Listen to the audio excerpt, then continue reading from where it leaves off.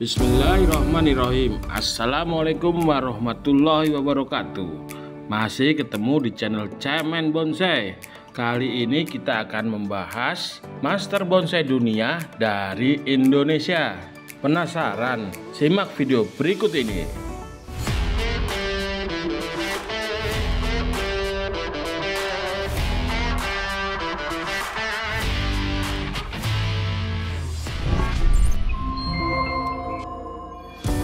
Yo, tak salah lagi, master bonsai dunia dari Indonesia ialah Robert Steven. Ketertarikan Robert pada dunia bonsai muncul tanpa sengaja pada tahun 1980-an. Bermula dari jalan-jalan ke puncak Bogor, dia melihat sebuah pohon kardil yang indah. Lalu dia membelinya. Sejak itu saya tertarik membuat bonsai dan gak pakai sekolah khusus karena memang saya suka seni lukis dan patung, ujar Robert saat ditemui di rumahnya. Praktis, Robert hanya mengandalkan insting seninya dalam membuat bonsai. Tak lama kemudian, pria kelahiran Binjai 1958 ini bergabung dengan PPBI atau Perkumpulan Penggemar Bonsai Indonesia. Nah, justru dari situ saya mulai bingung karena bonsai saya dikritik. Mereka bilang ini salah, nggak sesuai pakem, nggak sesuai aturan, ungkapnya. Tapi di dalam hati Robert berontak. Dia hampir saja memutuskan untuk tidak mendalami bonsai lagi, sebab dia menganggap hobi bonsai tidak sesuai dengan cita rasa seninya yang meledak-ledak. Suratan takdir berkata lain. Menteri Kehakiman waktu itu, Ismail Saleh, yang merupakan penasihat PPBI, mengajak Robert belajar bonsai ke Tiongkok.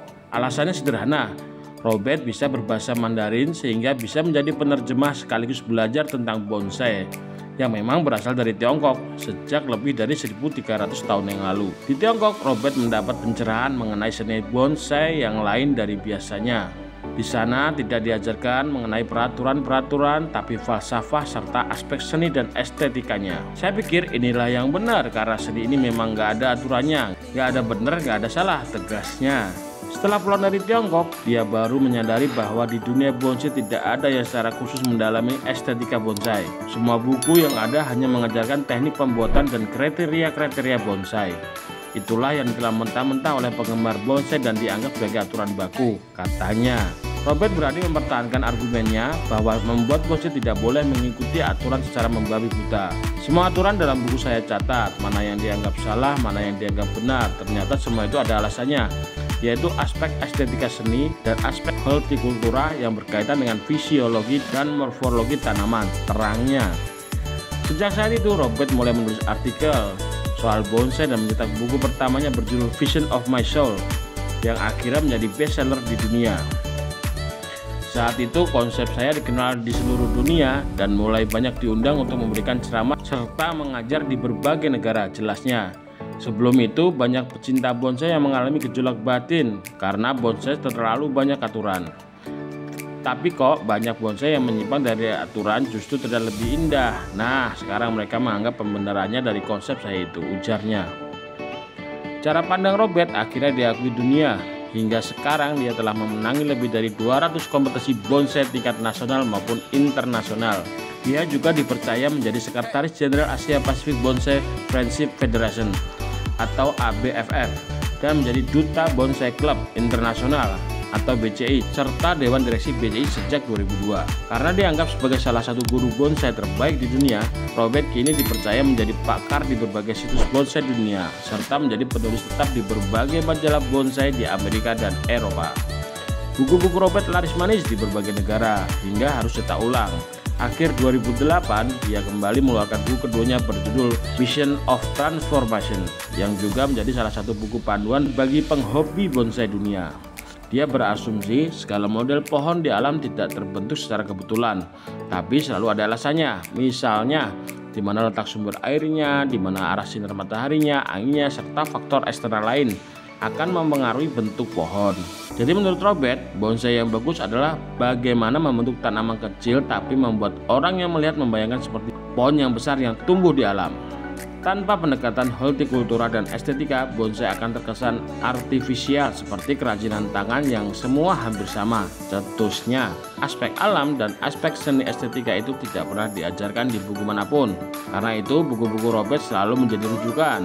Robert juga selalu tak lupa menekankan filsafat bonsai, yaitu membuat pohon bernuansa cuplikan alam nyata dalam ukuran mini. Jadi, bonsai harus sedekat mungkin seperti pohon besar di alam. Beruntung, Indonesia memiliki sumber daya alam yang sangat kaya akan jenis tanaman, serta iklim yang sangat menunjang. Dengan demikian, dia tak perlu susah-susah mencari bibit yang potensial. Bahkan ada pedagang yang khusus menyediakan bibit bonsai. Jenis pohon yang sering dijadikan bonsai antara lain cemara udang, santiki, wahong, dan masih banyak lagi. Awalnya, bibit tanaman ditaruh dalam pot besar lebih dulu untuk membentuk struktur percabangan. Ketika struktur sudah terbentuk, baru pohon dipindahkan ke pot kecil. Untuk membuat pohon bonsai diperlukan waktu relatif lama, 4-5 tahun. Jadi nggak bisa instan ya, harus melatih kesabaran katanya. Kini ayah dua anak itu semakin sibuk mengurusi kegiatan para penghobi bonsai. Sebab 2 minggu sekali Robert harus pergi ke luar negeri mengajar di berbagai organisasi bonsai di negara tersebut. Robert kini memiliki lebih dari 500 bonsai yang sebagian besar diletakkan di taman miliknya.